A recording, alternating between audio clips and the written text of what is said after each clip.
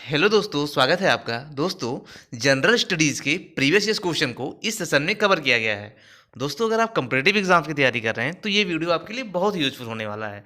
तो आइए शुरू करते हैं बिना देरी किए। First question, which article of the Indian constitution deals with the protection of monuments, places and objects of national importance? भारतीय संविधान का कौन सा अनुच्छेद राष्ट्रीय महत्व के स्मारकों, स्थानों और वस्तुओं के संरक्षण से संबंधित है? आर्टिकल 47, आर्टिकल 48 या आर्टिकल 49 या आर्टिकल 42?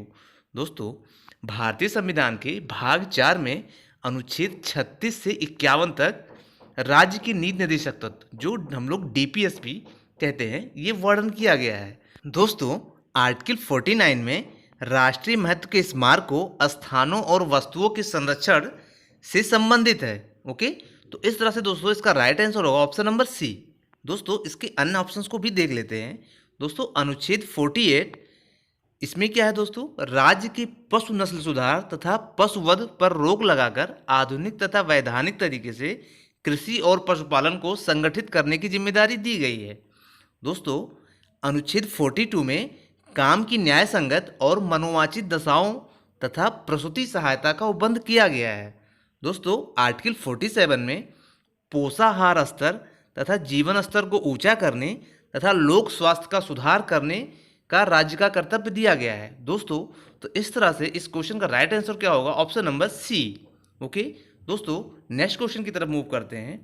भारत की आकस्मिकता निधि से राशि केवल किसके पश्चात निकाली जा सकती है? जब संसद द्वारा विनियोग अधिनियम पारित किया गया हो, या राष्ट्रपति के अनुमोदन के बाद, या प्रधानमंत्री के अनुमोदन के बाद, या नियंत्रक एवं महालेखा परीक्षक के पूर्व अनुमोदन के बाद? क्या होगा दोस्तों? इसका राइट आंसर बताएं आप। दोस्तों, हम लोग जानते हैं भारतीय संविधान के अनुच्छेद 267 आर्टिकल 267 में आकस्मिकता निधि का प्रावधान है। ओके, जिसको हम लोग क्या बोलते हैं? Contingency fund. ओके, यह निधि राष्ट्रपति के अधीन रखी गई है तथा राष्ट्रपति के अनुमोदन के बाद ही निकाली जाती है। तो इस तरह से राइट आंसर होगा इसका option number B. Next question, भारतीय संविधान सभा के प्रत्यय पत्र समिति के अध्यक्ष कौन थे? के एम मुंशी, पी पट्टाभी सीतारमैया, या एच सी मुखर्जी, या अल्लाद कृष्णा स्वामी अय्यर? दोस्तों, इसका राइट आंसर क्या होगा बताएं। दोस्तों, अल्लाद कृष्ण स्वामी अय्यर प्रत्यय समिति से संबंधित थे। ओके, तो इसका राइट आंसर होगा ऑप्शन नंबर डी। दोस्तों, इसके और ऑप्शंस को देख लेते हैं। दोस्तों, के एम मुंशी ये कार्य संचालन समिति से संबंधित थे, और बी पट्टाभी सीतारमैया ये सदन समिति से संबंधित थे, और एच सी मुखर्जी ये अल्पसंख्यकों की उप समिति से संबंधित थे। तो राइट आंसर होगा option number D. Next question, Bharat में संघ विधायिका राज्य सूची के विषयों में कानून कब तक नहीं बना सकती? दोस्तों, ऑप्शंस देख लेते हैं। जब तक राष्ट्रपति ऐसा करने के लिए ना कहे, जब तक प्रधानमंत्री ऐसा करने के लिए ना कहे, जब तक स्पीकर प्रमाणित करे कि यह आवश्यक है, जब राज्यसभा या संकल्प पारित करे कि राष्ट्रहित में ऐसा करना आवश्यक है। दोस्तों, हम लोग जानते हैं भारतीय संविधान के आर्टिकल 249 अनुच्छेद 249 के अनुसार संघ विधायिका राज्य सूची के विषयों में कानून तब तक नहीं बना सकती जब तक कि राज्यसभा में उपस्थित 2/3 2/3 सदस्यों द्वारा यह संकल्प पारित ना हो जाए कि राष्ट्रहित में ऐसा करना आवश्यक है। तो यहाँ पे राइट आंसर होगा ऑप्शन नंबर डी। दोस्तों, नेक्स्ट क्वेश्चन। दोस्तों, अगर एक व्यक्ति ज़्यादा पेशाब कर रहा है या तथा अधिक पानी पी रहा है परंतु उसके रक्त का ग्लूकोज स्तर सामान्य है, तो यह स्थिति किस कारण से हो सकती है? बताएं दोस्तों। Hyper secretion of androgen from testes, या hyposecretion of thyroxine from thyroid gland, या hyposecretion of vasopressin from posterior pituitary gland, या hyposecretion of corticosteroid from adrenal gland? दोस्तों, इसका राइट आंसर क्या होगा? दोस्तों, एक व्यक्ति अगर अधिक पेशाब कर रहा है तथा अधिक पानी पी रहा है परंतु उसके रक्त का ग्लूकोज समान स्तर है, तो यह स्थिति जो प्यूटरी ग्लैंड से जो अधिक वेसोप्रेसिन दोस्तों के स्राव के कारण हो सकता है। दोस्तों वेसोप्रेसिन हार्मोन वृक्क की वाहिनियों तथा कोशिकाओं में जल के अवशोषण को नियंत्रित करता है। Okay, next question. Next question क्या होगा दोस्तों, बताएं। बाघ प्रिंट एक प्रकार की ब्लॉक प्रिंटिंग होती है जो वस्त्रों पर की जाती है। यह दोस्तों किस राज्य से उत्पन्न हुआ है? मध्य प्रदेश, उत्तर प्रदेश, महाराष्ट्र या गुजरात? दोस्तों बाघ प्रिंट मध्य प्रदेश के धार जिले में वस्त्रों पर प्राकृतिक रंगों से की जाने वाली एक तरह की ब्लॉक प्रिंटिंग है। ओके, तो राइट आंसर क्या होगा दोस्तों? Option number A. Next question. Gomateshwara की भारी विशाल अखंड प्रतिमा कहाँ स्थित है? बताएं दोस्तों। तंजावुर तमिलनाडु या श्रावण बेलगोला कर्नाटक, बीजापुर कर्नाटक या हैदराबाद तेलंगाना? दोस्तों गोमेतेश्वर की विशाल अखंड प्रतिमा जो स्वर्ण बेलगोला कर्नाटक में स्थित है। दोस्तों गोमेतेश्वर प्रतिमा ये 56 फुट ऊंची है। ओके, जो कि एक ही पाषाण खंड द्वारा निर्मित दुनिया की सबसे ऊंची प्रतिमा मानी जाती है। तो राइट आंसर होगा option number B. Next question. निम्नलिखित में से कौन सी भारत की राष्ट्रीय आय अनुमानित करने की विधि नहीं है? आय विधि, व्यय विधि या वैल्यू एडेड मेथड या इंपोर्ट एक्सपोर्ट मेथड? दोस्तों भारत की राष्ट्रीय आय को अनुमानित करने की 3 विधियां हैं, आय विधि, व्यय विधि और अतिरिक्त मूल विधि। यहाँ पे आयात निर्यात विधि राष्ट्रीय आय को अनुमानित करने की विधि नहीं है। तो यहाँ पे राइट आंसर होगा option number D. Okay, next question. Under which act has the government of India declare the existing of 500 rupees and 1000 cheese to be a legal tender from midnight of 8 November 2016? किस कानून के अधीन भारत सरकार ने मौजूदा 500 रुपये तथा 1000 रुपये को एक वैध मुद्रा से समाप्त करने की घोषणा 8 नवंबर 2016 को की? दोस्तों बताएं। आरबीआई एक्ट सेशन 26 से या आरबीआई एक्ट सेशन 52A या banking regulation act section 52B या banking regulation act section 26A? दोस्तों ये कब हुआ था बताएं। दोस्तों ये ऑप्शन नंबर ए, आरबीआई एक्ट सेक्शन 26A के तहत ये डिमोनेटाइजेशन किया गया था, जिसका उद्देश्य भ्रष्टाचार को समाप्त करना, काले धन को अर्थव्यवस्था की मुख्यधारा में लाना था। Okay, next question. भारत के संविधान में संवैधानिक संशोधन में सिंधी 8वीं अनुसूची की 15वीं भाषा के रूप में कब शामिल किया गया? बताइए। 20वीं, 21वीं, 22वीं या 23वीं? दोस्तों भारतीय संविधान के 8वीं अनुसूची में मूल रूप से पहले 14 भाषाएं थी, जो बाद में 21वीं संविधान संशोधन 1967 द्वारा सिंधी भाषा को संविधान की 8वीं अनुसूची के अंतर्गत 15वीं भाषा के रूप में शामिल किया गया था। ओके, तो यहाँ पे राइट आंसर क्या होगा दोस्तों? Option number B. दोस्तों 92 अमेंडमेंट में 2003 के द्वारा मैथिली, संथाली, डोंगरी, बोडो को 8वीं अनुसूची में शामिल किया गया था। ओके दोस्तों, इस समय वर्तमान में 8वीं अनुसूची में कुल 22 भाषाएं हैं। ओके, इस समय टोटल 8वीं अनुसूची में कितनी भाषाएं हैं? 22 भाषाएं हैं। दोस्तों इस क्वेश्चन का राइट आंसर होगा ऑप्शन नंबर बी। ओके, क्योंकि सिंधी 8वीं सूची की 15वीं भाषा के रूप में शामिल हुई थी। दोस्तों नेक्स्ट क्वेश्चन है, which pair is not correctly matched? बताएं दोस्तों। गल्फ ऑफ कारपेंट्रिया ऑस्ट्रेलिया या गल्फ ऑफ टॉर्टरेरी जापान या सिरते की खाड़ी लीबिया या गल्फ ऑफ अदन यमन? बताएं दोस्तों कौन सा होगा इसमें राइट आंसर? दोस्तों गल्फ ऑफ कारपेंटिया ये दोस्तों ऑस्ट्रेलिया में है। दोस्तों ये इनक्लोज्ड है 3 साइड बाय नॉर्दर्न ऑस्ट्रेलिया। दोस्तों टार्टर की खाड़ी ये जापान में नहीं है, ये बल्कि रूस में है। दोस्तों ये ईस्ट एशिया रशिया में है। ओके, और सिरते की खाड़ी ये लीबिया में है। ये एकदम सही है। दोस्तों यहाँ पे ये major centre for tuna fishing. Tuna एक लार्ज सी फिश है जिसको लोग खाते हैं। ओके, और दोस्तों ट्यूना फिशिंग कहाँ होती है दोस्तों? लीबिया के सिरते की खाड़ी, गल्फ ऑफ सिरते। ओके, और जो हम लोग का लास्ट ऑप्शन है गल्फ ऑफ एडन, ये यमन में है। Okay, Gulf of Aden Yemen में है दोस्तों। यह it connects with Red Sea through Bab el Mandeb. Okay, तो यहाँ पे दोस्तों राइट आंसर क्या होगा? ऑप्शन नंबर बी दोस्तों, टर्टे की खाड़ी जापान में नहीं रूस में है। नेक्स्ट क्वेश्चन, विली विली क्या है? शीतोष्ण क्षेत्रों में उत्पन्न एक प्रकार का ब्रिज, एक हवा जो रेगिस्तान में बहती है, या उत्तर पश्चिम ऑस्ट्रेलिया का एक उष्णकटिबंधीय चक्रवात है, या मालदीव के आसपास पाई जाने वाली सामान्य मछली।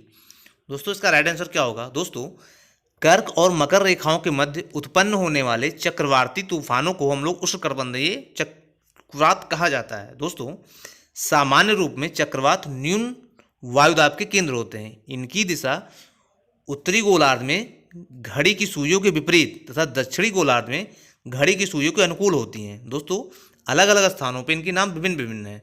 ऑस्ट्रेलिया में से हम लोग विली विली कहते हैं, तो राइट आंसर होगा ऑप्शन नंबर सी। दोस्तों next question, which one of following is land locked country? Land locked country कौन सा है? कंबोडिया, लाओस, थाईलैंड या वियतनाम? बताएं दोस्तों। दोस्तों इसका राइट आंसर होगा ऑप्शन नंबर बी। दोस्तों लाओस चारों ओर से जमीन से घिरा हुआ लैंड लॉक्ड है। यह चीन, वियतनाम, कंबोडिया, थाईलैंड और म्यांमार से घिरा हुआ है। इसकी राजधानी वियंतियाने है। दोस्तों लाओस को हम लोग 1000 हाथियों की भूमि भी कहते हैं। Okay, next question, angina pectoris एक विकार है जो मनुष्य के शरीर के किस अंग को की अपक्रिया के कारण होती है? बताएं दोस्तों, लीवर, लंग्स, हार्ट्स या किडनी? दोस्तों हृदय की कोरोनरी धमनी में थ्रैम्बोसिस, हृदय धमनी की शाखा में रक्त जमाव के कारण हृदय की जो में रक्त का जो सप्लाई है वो घट जाता है और व्यक्ति के सीने में दर्द होता है। इसे जो दोस्तों हम लोग एंजाइना पेक्टोरिस कहते हैं। दोस्तों इस धमनी पूरी तरह से अगर अवरुद्ध हो जाए तो रक्त प्राप्त करने वाली जो पेशी तंतु हैं उसकी मृत्यु हो जाती है। इस तरह से दोस्तों आपको हृदय पेशी विगलन जो हम लोग बोलते हैं माइकार्डियल इन्फ्रैक्शन कहलाती है। इस दशा में हार्ट अटैक आने की संभावनाएं होती हैं। तो यहाँ पर राइट आंसर होगा option number C. Next question, Bharat की जनगणना 2011 के अनुसार इकलौता राज्य जिसमें मुस्लिम आबादी में गिरावट देखी गई है, बताएं। गुजरात, उत्तराखंड, मणिपुर या मिजोरम? क्या होगा दोस्तों? दोस्तों इसका राइट आंसर क्या होगा बताएं। दोस्तों वर्ष 2011 की जनगणना के अनुसार भारत में मुस्लिम की जनसंख्या 13.4% थी, जो 2011 में बढ़कर 14.2% हो गई है। दोस्तों असम में मुसलमानों की संख्या में सर्वाधिक बढ़ोतरी दर्ज की गई थी। ओके, जो 30.9% से बढ़कर कितना हो गया था दोस्तों? 34.2% हो गया था असम में। तो असम में मुसलमानों की संख्या बढ़ी है, लेकिन दोस्तों मणिपुर एक ऐसा मात्र राज्य है जहाँ पे मुसलमानों की संख्या में गिरावट दर्ज की गई है। दोस्तों तो इस तरह से इस क्वेश्चन का राइट आंसर क्या होगा बताएं दोस्तों? ऑप्शन नंबर सी, मणिपुर में मुसलमानों की संख्या में गिरावट दर्ज की गई है। दोस्तों 2011 में मणिपुर में जो मुस्लिम जनसंख्या थी वो 8.8% थी, जो 2011 में घटकर 8.4% हो गई। ओके, तो इस तरह से दोस्तों इस क्वेश्चन का राइट आंसर क्या होगा? Option number C. Okay, next question की तरफ मूव करते हैं दोस्तों। नेक्स्ट क्वेश्चन है हम लोग का, निम्नलिखित में से कौन से दो राज्य मयूराक्षी परियोजना से लाभान्वित हो रहे हैं? झारखंड और उत्तर प्रदेश, पश्चिम बंगाल और असम, झारखंड और पश्चिम बंगाल या झारखंड और मध्य प्रदेश? दोस्तों बताएं इसका राइट आंसर क्या होगा? दोस्तों मयूराक्षी परियोजना पश्चिम बंगाल के मुर्शिदाबाद और बीरभूम जिले के एक भयानक बाढ़ से निपटने के लिए स्थापित की गई परियोजना है। दोस्तों इससे लाभान्वित होने राज्य झारखंड और पश्चिम बंगाल है। राइट आंसर होगा option number C. Okay, next question दोस्तों, मांडा जम्मू कश्मीर में सिंधु सभ्यता का सबसे उत्तरी भाग किस नदी की तट पर स्थित है? झेलम, सतलज या जास्कर या चेनाब। दोस्तों मांडा चेनाब नदी के तट पर स्थित जम्मू कश्मीर में सिंधु सभ्यता का सबसे उत्तरी भाग है।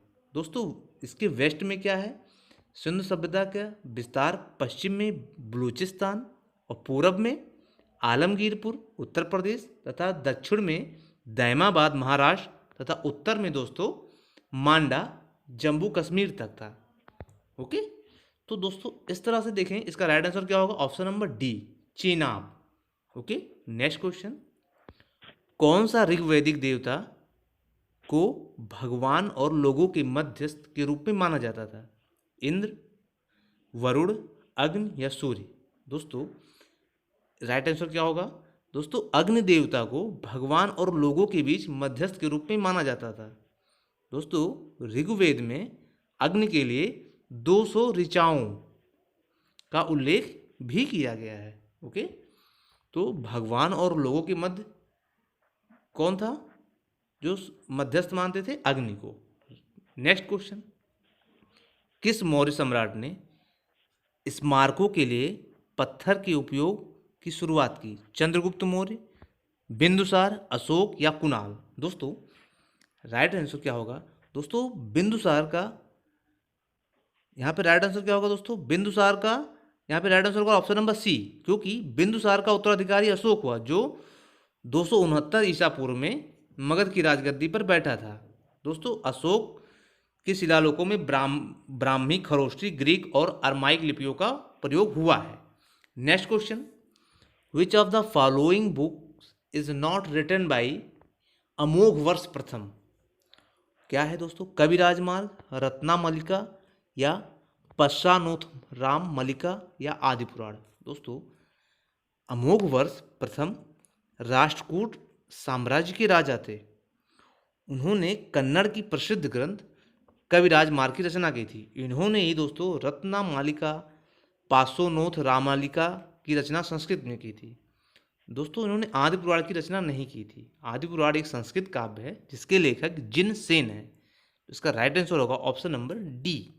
ओके, नेक्स्ट क्वेश्चन, जहांगीर के शासनकाल की सबसे बड़ी विफलता का सही कारण क्या था, बताएं। नूरजहां जुनता गुट का बनना तथा प्रधानता करना, या दक्कन में जमीन का एक भी इंच हासिल ना कर पाना, या कंधार को पर्शिया के हाथों गवा बैठना, या गुरु अर्जुन देव की फांसी। दोस्तों जहांगीर का जो शासनकाल था ये 1605 ईस्वी से लेकर के 1627 तक था। दोस्तों ये मुगल साम्राज्य का चौथा शासक था। यह सम्राट अकबर का पुत्र था तथा जहांगीर के शासन काल की सबसे बड़ी विफलता यही थी कि 1622 ईस्वी में, दोस्तों 1622 में फारस, जो कि पारसिया के नाम से है, कि शाह, पारस के शाह द्वारा मुगलों से कंधार छीन लेना था। तो राइट आंसर इसका क्या होगा दोस्तों, option number C. Okay, next question, दोस्तों मध्यकालीन भारत में शिवाजी के शासनकाल में दबीर नामक अधिकारी का क्या कार्य था, राजा की निजी सुरक्षा गार्ड का प्रभारी होना, या खुफिया जासूसी गतिविधियों का प्रभारी होना, या शाही दरबार में समारोहों का प्रबंधक होना, या राजा की व्यवहारिकता में उसके साथ होना। बताएं दोस्तों क्या होगा। दोस्तों शिवाजी के शासनकाल में दबीर, जिसको हम लोग सुमंत्र कहते हैं, विदेश मंत्री होता था। दबीर उनके अष्ट प्रधान के समूह में से एक था। दोस्तों ये खुफिया और जासूसी से रिलेटेड था। ऑप्शन नंबर बी यहाँ राइट आंसर होगा। Next question, imperial legislative counselling में निम्नलिखित में से किसने मुफ्त और अनिवार्य शिक्षा हेतु बिल पेश किया था, आर राधाकृष्णन, गोपाल कृष्ण गोखले, या दादा भाई नौरोजी, या अबुल कलाम आज़ाद। क्या होगा दोस्तों गोपाल कृष्ण गोखले ने 1906 में इंपीरियल लेजिस्लेटिव काउंसिलिंग में मुफ्त और अनिवार्य शिक्षा का बिल पेश किया था। दोस्तों गोपाल कृष्ण गोखले महात्मा गांधी के राजनीतिक गुरु थे। इन्होंने ही भारत सेवक समाज की स्थापना भी की थी। ओके दोस्तों, free and compulsory education bill इन्होंने ही पास करवाया था। इसका राइट आंसर होगा option number B. Okay, next question देखते हैं दोस्तों। बताएं दोस्तों नेक्स्ट क्वेश्चन क्या है, बोहगियो विसु एक वसंतोत्सव है, कहाँ पर है? मेघालय, मणिपुर, असम या मिजोरम? बताएं दोस्तों। वो गियो विशु कहाँ पे है फेमस है? दोस्तों यह असम का एक फेस्टिवल है, स्प्रिंग फेस्टिवल है। ओके, यह अप्रैल माह में देवरी जनजाति द्वारा मनाया जाता है। दोस्तों इसका मुख्य आकर्षक देवधानी नृत्य है। ओके, जिसमें होसुरी गीत गाया जाता है। दोस्तों इसके और ऑप्शंस को देख लेते हैं। मिजोरम, दोस्तों मिजोरम की राजधानी आइजोल है। यहाँ पे जो फेमस फेस्टिवल मनाया जाता है वो चापरकूट, एग्जाम में आता है दोस्तों, चापरकूट, मिटकूट या पालकूट आप बोल सकते हैं इसको। ओके दोस्तों, मेघालय की राजधानी क्या है दोस्तों? शिलांग। यहाँ पे जो फेस्टिवल मनाया जाता है दोस्तों नोंग फ्रेम और पाम्बलाम या बही खलम। दोस्तों ये बही खलम वाला ये एग्जाम में आ चुका है दोस्तों, बही खलम। दोस्तों ये यूपी पीसीएस में बही खलम के बारे में पूछा गया था। दोस्तों मणिपुर की राजधानी दोस्तों क्या है? इम्फाल। और यहाँ पे फेमस नेशनल पार्क कौन सा है? केबुल लमजाओ।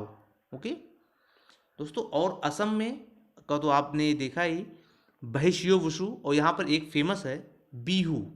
ओके, बिहू यहाँ पे फेमस है। और असम की राजधानी क्या है दोस्तों बताएं? असम की राजधानी है दिसपुर। ओके, तो इस तरह से दोस्तों इस क्वेश्चन का राइट आंसर होगा ऑप्शन नंबर सी। ओके दोस्तों, नेक्स्ट क्वेश्चन, ग्राम पंचायतों को संवैधानिक मजदूरी देने की आवश्यकता सर्वप्रथम किसके द्वारा अनुभव की गई? बलवंत राय मेहता समिति या अशोक मेहता समिति या GVK राव समिति या LM सिंघवी समिति? दोस्तों ग्राम पंचायतों को संवैधानिक मजदूरी देने की आवश्यकता सर्वप्रथम LM सिंघवी समिति द्वारा ये अनुभव की गई थी। ओके, तो यहाँ पे राइट आंसर होगा ऑप्शन डी होगा।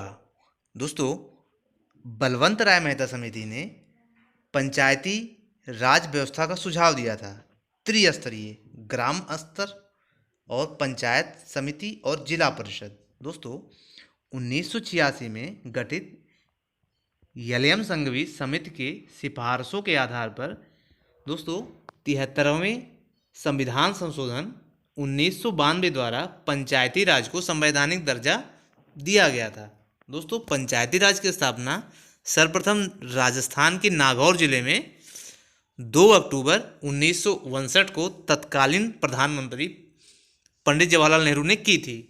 दोस्तों ग्राम पंचायत के सदस्य ग्राम सभा द्वारा चुने जाते हैं। पंचायत के सदस्य की उम्र सीमा 21 वर्ष है। दोस्तों ग्राम पंचायत के महीने में एक बैठक अवश्य होती है, और बैठक की अध्यक्षता कौन करता है दोस्तों? ये हम लोग जानते हैं, सरपंच करता है। ओके, सरपंच पंचायत समिति के सदस्य होते हैं। ओके दोस्तों, बलवंत राय मेहता समिति 1957 में आया था दोस्तों, और LM संघवी ये 1986 में आया था। दोस्तों इस तरह से क्वेश्चन का राइट आंसर होगा ऑप्शन नंबर डी। दोस्तों अगर आपको वीडियो का कंटेंट अच्छा लगा हो तो आपसे हम्बली रिक्वेस्ट है वीडियो को शेयर और चैनल को सब्सक्राइब जरूर करें। Thank you so much.